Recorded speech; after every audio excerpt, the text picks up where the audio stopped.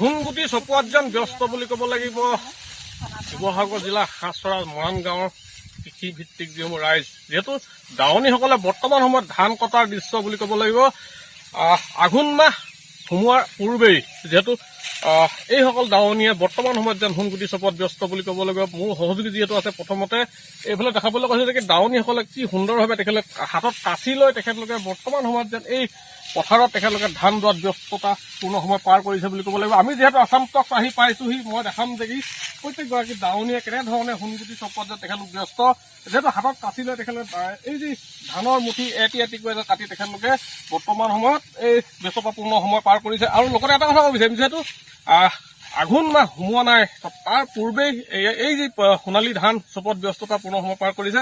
আচলতে পথাৰত কিছু জেক আছে যে কি পানী এতিয়াও সম্পূৰ্ণ শুকোৱা নাই মাটিডৰা, কিন্তু তথাপিতো যিহেতু ধান যিহেতু পকিছে বুলি ক'ব লাগিব ধান পকা ধানৰ মাজে মাজে সৰু সৰু আলি যি গীত আছে সেই গীতটো যেন আওৰাইছে বুলি তেখেতলোকে ক'ব লাগিব। যিহেতু তেখেতলোক পুৱাৰে পৰা এনেধৰণে ব্যস্ততাপূৰ্ণ হৈ পাৰ কৰিছে। মোৰ সহযোগী মই পুনৰ সম্পূৰ্ণ দৃশ্য একাধিকময় দেখাই যাবলৈ চেষ্টা কৰিছোঁ। মোৰ সহযোগীয়ে দেখাই গৈছে যে কেনেধৰণে তেখেতলোকে এই সোণগুটি চপোৱাত ব্যস্ততাপূৰ্ণ সময় পাৰ কৰিছে।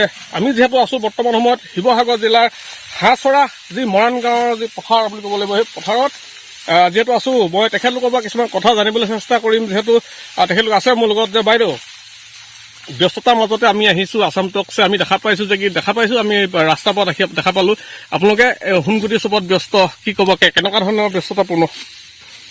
আমি ধান দাই আছোঁ আৰু কেতিয়াৰ পৰা দাইছে? কালিৰ পৰা দাইছোঁ আৰু দাবলৈ আছে। কিমান দিলে এতিয়ালৈকে ধান?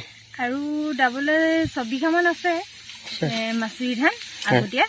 এতিয়া বোকা পানী কাতিমহীয়া যিহেতু আঘোণ মাহ সোমোৱাৰ পূৰ্বে আপোনালোকে ধান কাটিবলগীয়া হৈছে যিহেতু যথেষ্ট কষ্ট হৈছে। কষ্ট হৈছে এতিয়া কষ্ট হলেওতো যাবই লাগিব বছৰেকৰ ভাত মুঠি ঘৰলৈ চপাই নিবই লাগিব। আৰু কিমান আছে আপোনালোকৰ কাটিবলগীয়া? আমাৰ আছে ইয়াত আৰু 10 জোপামান আছে। 10 জোপামান আছে আৰু বেলেগ চাইডে আছে যাবলৈ।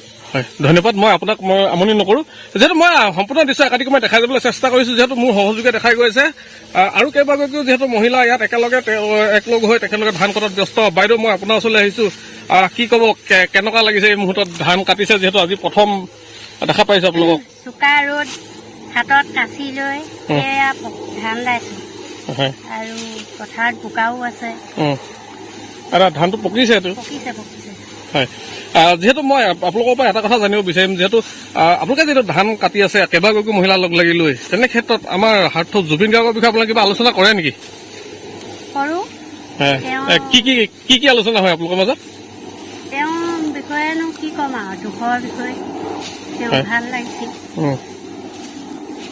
তেওঁৰ বিষয়ে ক'বলৈ আৰু নেকি নিশ্চয় ক'বলগীয়া মানে ন্যায় লাগে আমাক পাব লাগিব আৰু ন্যায় বিচৰাত দিয়াটোৱে আমি বিচাৰোঁ। নহয় যিহেতু সমগ্ৰ অসমবাসীয়ে বিচাৰিছে আপোনালোকেতো পথাৰত এই বিষয়ে আলোচনা কৰিছে নিশ্চয়? কৰিছোঁ তেওঁৰ বিষয়ে কৰিছোঁ আলোচনা। ৰৈ পিনালে চালে নাই চোৱা ৰৈ পিনালে চাবলৈ টিকেটে কাটিবলৈ সুবিধা পোৱা নাই মানে ব্যস্ততাপূৰ্ণ হয় পথাৰত। ধান দাই এটা যাম আৰু টিকেট নাই পাবলৈ। ঠিক আছে দেখা পোৱা কৈছে যে কি এই ৰৈ পিনালে কাৰণে কেইবাটাও নতুনকৈ চিনেমা হল খুলি দিছে তাত আপোনালোকে টিকেট পাব নিশ্চয়? পাম যাব সকলোৱে যাম। হয় আছাম টক্স আপোচবিহীন অসম কণ্ঠ।